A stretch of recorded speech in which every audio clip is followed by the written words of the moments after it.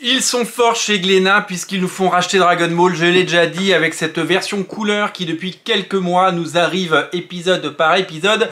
Eh bien, c'est un plaisir total que de redécouvrir Dragon Ball dans sa version couleur. Et ça pour plusieurs raisons. D'abord parce que ça nous permet de relire Dragon Ball. Moi j'ai l'intégralité de Dragon Ball en perfecte édition, mais comme j'ai beaucoup de choses à lire et que, eh bien, une fois que ça a été lu et digéré, c'est vrai qu'on a tendance à ne pas relire eh bien, ce qu'on a déjà dans sa collection, ce qui est un mal, mais ce qui est une réalité. Avec l'arrivée de Dragon Ball en couleur, on replonge dedans et on redécouvre des choses. La deuxième bonne raison, c'est que les couleurs, elles sont superbes. Oubliez cette DA approximative, oubliez ces couvertures qui sont, ma foi, peu attrayantes. L'intérieur est à tomber, puisque on y retrouve eh bien, les épisodes que vous connaissez de Dragon Ball en couleur. Et que les couleurs choisies pour cette édition couleur, eh bien, ce sont les couleurs de l'animé.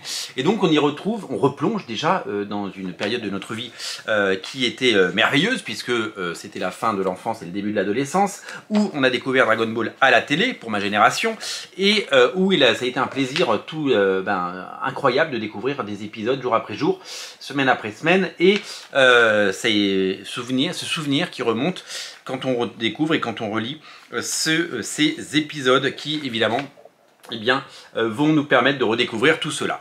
Je suis le parfait pigeon, je suis le parfait client pour tout ce type de collection, et de manière générale, l'industrie de la bande dessinée partout dans le monde a toujours été axée là-dessus.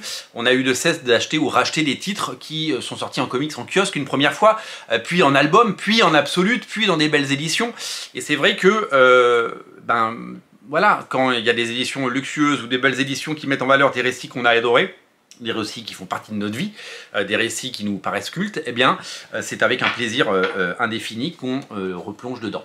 Donc, vraiment, je suis ravi de pouvoir replonger là-dedans, et je le fais avec plaisir. Je le fais pas sous la contrainte, personne ne me pousse à dépenser 15 balles tous les 3 mois pour pouvoir m'acheter un album de Dragon Ball en couleur. Je le fais parce que j'aime Dragon Ball, j'ai toujours aimé cette série, elle fait partie de mon histoire et elle fait partie des choses que j'aime le plus en termes de bande dessinée mondiale, et Akira Toriyama fait partie des plus grands auteurs dont je salue évidemment la mémoire à travers toutes les vidéos que je peux lui consacrer. Dans ce nouveau tome, c'est le 7e, regardez déjà le 7e, il est sorti 2 par 2 au début, maintenant ils sortent 1 par 1, on découvre la fin de la saga, vous le savez, où eh bien Dragon Ball, où Sangoku va chercher les boules de cristal pour pouvoir eh bien, faire revivre, eh bien, pour pouvoir donner une seconde vie eh bien, aux personnes qui sont mortes beaucoup trop tôt et qui malheureusement ont été sacrifiés au fil des épisodes. Et donc là, nous allons... donc voilà, donc là c'est l'arrivée de Shenron qu'on voit. Donc je crois que c'est la 2e fois qu'on voit Shenron depuis le début.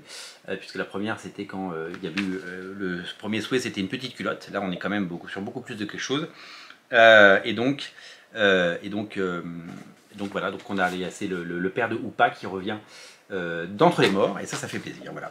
Et puis l'épisode se termine sur le nouveau tournoi des arts martiaux, parce que vous le savez, c'est des choses qui au fil des épisodes, les tournois des arts martiaux nous permettaient d'avoir des rendez-vous avec, voilà, donc c'est plutôt chouette d'avoir ça, et donc on a des nouveaux combats, et ça fait super plaisir, voilà, donc pour l'histoire, parce que le chapitrage n'est pas tout à fait le même que sur les Perfect Editions, donc je trouvais important de le préciser.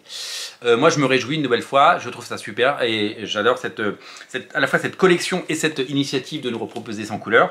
Voilà, ça fait partie de ces achats que je fais de façon régulière et de façon religieuse, parce que ça fait partie de mon histoire et que je prends un réel plaisir à les découvrir. Si, comme moi, vous êtes fan de Dragon Ball et que vous avez décidé de le lire en couleur, eh bien sachez que c'est disponible absolument partout, c'est une évidence. Ce que je peux vous dire, c'est que c'est un bouquin que vous pouvez prendre chez votre libraire. Pensez à un libraire, vous savez, des librairies manga, il y en a dans toutes les villes maintenant, enfin, pas dans toutes les villes, mais dans toutes les villes moyennes. Et donc allez voir votre libraire manga, et puis peut-être repartez avec d'autres choses. En tout cas, ça crée un rendez-vous et ça crée une actualité de Dragon Ball. Bravo, et je garde mon édition noir et blanc parce que j'aime les deux, on peut aimer les deux, voilà, c'est comme ça. Merci à vous, merci à tous d'être aussi nombreux à regarder Radio Comics qui parle de manga de temps en temps, et n'oubliez pas de vous abonner à la chaîne si elle vous plaît. Moi je vous dis à très bientôt. tôt. Et n'oubliez pas bien sûr qu'il y a plein de choses à lire, donc régalez-vous et on est là pour vous guider dans les choses intéressantes et nouvelles à lire. A très bientôt sur Radio Comics, à très vite, des émissions dès demain pour continuer à parler comics. Salut!